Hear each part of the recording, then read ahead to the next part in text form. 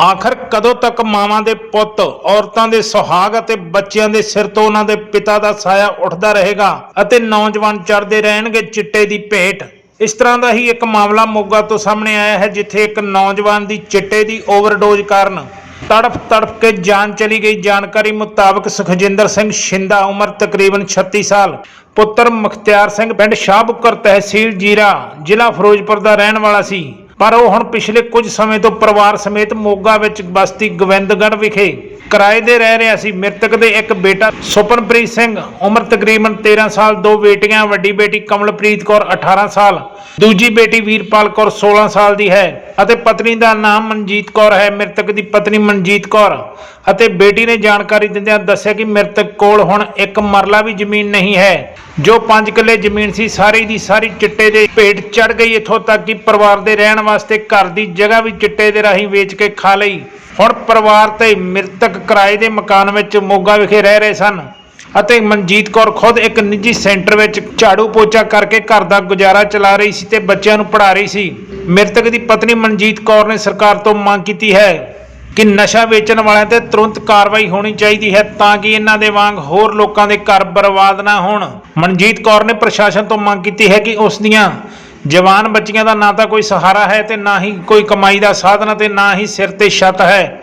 मेहरबानी करके उसके बच्चों के घर और जिंदगी बतीत कर लिए कुछ मुआवजा दिता जाए, क्योंकि मनजीत कौर के सिर ते ना तो सस सहुरा, दिओर जेठ ननान प्यो किसी का भी सहारा नहीं और पेकियां कोल भी जमीन नहीं है जो कि इसकी मदद कर सकन। सो परिवार ने सरकार तो मांग की है कि मृतक ने तो नशा खा के अपनी जिंदगी बर्बाद कर ली और परिवार के पल्ले अगे जिंदगी बतीत कर ली कुछ भी नहीं है। सो सरकार इस परिवार की वध तो वध मदद करे और होर भी समाज सेवी संस्थावां NRI वीर और होर भी दानी सज्जनों ने इस परिवार की मदद करने की अपील की है और सरकार तो मांग की है कि पंजाब में चिट्टा मुकम्मल तौर पर बंद होना चाहिए है और चिट्टा वेचण वाले मगरमच्छां नूं फड़ के जेल में बंद किया जाए। जे न्यूज़ पंजाबी लई मोगा तो राजू पासी दे नाल जोगिंदर सिंह गिल की रिपोर्ट। की नाम है तुहाडा? मनजीत कौर मेरा नाम। अज जो डेथ हुई है किन्ना दी है, कौन है तुहाडे? मेरे घर वाला सी भाजी, पिंड गया होया सीगा परसों दा, चिट्टा लाउंदा सीगा। चिट्टे 'ਚ 4-5 किले जमीन गवा दी उन्हें। कुछ नहीं है साडे कोल, किराए ते असीं रहने आ। किन्ने बच्चे तुहाडे? 3 बच्चे, 2 कुड़ियां 1 मुंडा।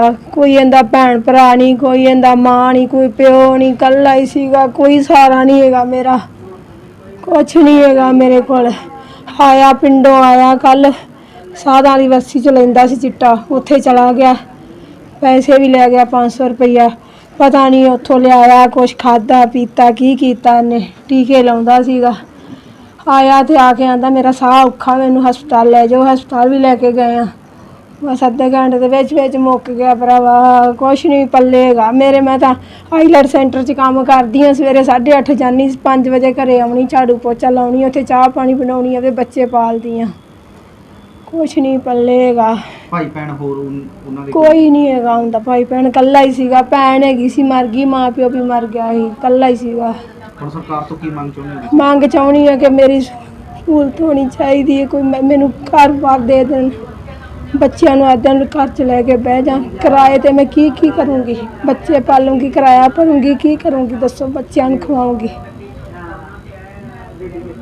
किन्ने बच्चे तुहाडे, किन्नी उम्र होनी? वड्डी कुड़िया मेरी 18 साल की है और छोटी मेरी 16 साल की है, बच्चा मेरा 12-13 साल का है। बच्चे पढ़ते हैं? बच्चे पढ़ते हैं। मुंडा कित्थे पढ़दा जी? मुंडा तो मैं नानकसर छड्डिया होया बाबियां कोले, मैं कुछ नहीं कराउण जोगी, बाबे पढ़ाउंदे इहनूं भी चल कीर्तन सिख लूगा, उत्थे बाबे पढ़ाउंदे सी भी चल कुछ बन जूगा। कुड़ियां सरकारी स्कूल पढ़दियां मौके भी मेन बाजार च स्कूल जिहड़ा उत्थे पढ़दियां। कोई सहारा नहीं मेरा रह गया। बंदा हैगा सी चलो माड़ा चंगा सिर ते हैगा सी, काम करदी सी, मेहनत मजदूरी करदे सी, हुण ओह भी नहीं सिर ते रह गया। पंजाब सरकार ने जिहड़ा गरीबां नूं घर देण वास्ते ऐलान कीता है, की मंग करदे हो सरकार? मांग करदी हां कि मैनू भी घर बार दित्ता जावे, अपने बच्चे लैके बह जा घर च, कोई मैनू सहूलत देवे, कोई पैसा धेला देन, कोई मैनू घर दे देन, मैं किराए ते बैठी हाँ। मेरा नाम कोमलप्रीत है। मेरे जिन्हां दी मौत हुई है वो तुहाडे की लगदे सी? ਉਹ ਮੇਰੇ ਪਾਪਾ ਸੀ। ਮੇਰੇ ਪਾਪਾ ਦਾ ਨਾਮ ਸੁਖਜਿੰਦਰ ਸਿੰਘ ਸੀ। ਉਹ ਥੋੜੇ ਦਿਨ ਪਹਿਲਾਂ ਪਿੰਡ ਗਏ ਸੀ, 2 ਦਿਨ ਕੰਮ ਕਰਦੇ, ਕੱਲ ਆਏ ਤੇ ਘਰੋਂ 500 ਰੁਪਏ ਲੈ ਗਏ, ਕਹਿੰਦੇ ਮੈਂ ਕੁਛ ਲੈਣ ਚੱਲਿਆ, ਸਾਧਾਂ ਵਾਲੀ ਬਸਤੀ 'ਚੋਂ ਚਲੇ ਗਏ। ਉੱਥੋਂ ਪਤਾ ਨਹੀਂ ਕੀ ਲੈ ਕੇ ਆਏ, ਉਹਨਾਂ ਨੇ ਕੀ ਖਾਧਾ, ਟੀਕਾ ਲਾਇਆ। ਉਦੋਂ ਬਾਅਦ ਉਹਨਾਂ ਨੂੰ ਕੁਛ ਹੋਣ ਲੱਗ ਗਿਆ, ਕਹਿੰਦੇ ਮੈਨੂੰ ਕੁਛ ਹੁੰਦਾ, ਮੈਨੂੰ ਕਿਤੇ ਲੈ ਜਾਓ। ਫਿਰ ਮੈਂ ਹਸਪੀਟਲ ਲੈ ਗਈ, ਮੰਮੀ ਕੰਮ ਤੇ ਗਈ ਹੋਈ ਸੀ, ਮੈਂ ਆਸਥਾ ਹਸਪੀਟਲ ਲੈ ਗਈ। ਉਹ ਕਹਿੰਦੇ 10,000 ਰੁਪਏ ਜਮ੍ਹਾਂ ਕਰਾਓ ਪਹਿਲਾਂ, ਫਿਰ ਅਸੀਂ ਇਲਾਜ ਸ਼ੁਰੂ ਕਰਾਂਗੇ। ਫਿਰ ਮੈਂ ਮੰਮੀ ਨੂੰ ਫੋਨ ਕੀਤਾ, ਜਿੰਨਾ ਟਾਈਮ ਨੂੰ ਸਾਰਾ ਕੁਛ ਹੋਇਆ ਉਹਨਾਂ ਚਿਰ ਉਹ ਕਹਿੰਦੇ ਘਰੇ ਲੈ ਜਾਓ। ਹੁਣ ਡੈਡੀ ਵੀ ਚਲੇ ਗਏ, ਕੋਈ ਨਹੀਂ ਹੈ ਸਾਡਾ। ਮੇਰੀ ਮੰਮਾ ਆਇਲਸ ਇੰਸਟੀਚਿਊਟ 'ਚ ਕੰਮ ਕਰਦੇ ਆ, ਸਾਨੂੰ ਪਾਲਦੇ ਆ। ਨਸ਼ਾ ਕਾਹਦਾ ਕਰਦੇ ਸੀ ਪਾਪਾ ਤੁਹਾਡੇ? ਉਹ ਚਿੱਟਾ ਲਾਉਂਦੇ ਸੀਗੇ। ਤੇ ਪਿੰਡ ਕਿਹੜਾ ਸੀ ਤੁਹਾਡਾ? ਸਾਡਾ ਪਿੰਡ ਸ਼ਾਹ ਬੁੱਕਰ ਆ, ਬਟ ਅਸੀਂ ਇੱਥੇ ਕਿਰਾਏ ਤੇ ਰਹਿੰਦੇ ਆ, ਕਿਉਂਕਿ ਮੇਰੇ ਮੰਮਾ ਆਇਲਸ ਇੰਸਟੀਚਿਊਟ 'ਚ ਕੰਮ ਕਰਦੇ ਸੀ। ਨਾਲੇ ਸਾਡੇ ਪਿੰਡ ਕੋਈ ਵੀ 10th ਤੋਂ ਬਾਅਦ ਦਾ ਸਕੂਲ ਨਹੀਂ ਸੀਗਾ, ਫਿਰ ਸਾਨੂੰ ਪੜ੍ਹਾਉਣ ਲਈ ਇੱਥੇ ਮੰਮੀ ਲੈ ਆਏ। ਫਿਰ ਮੈਂ +1 +2 ਇੱਥੇ ਗੌਰਮੈਂਟ ਗਰਲਸ 'ਚ ਕੀਤੀ ਆ। ਹੁਣ ਮੇਰੀ ਭੈਣ ਕਰ ਰਹੀ ਆ +1।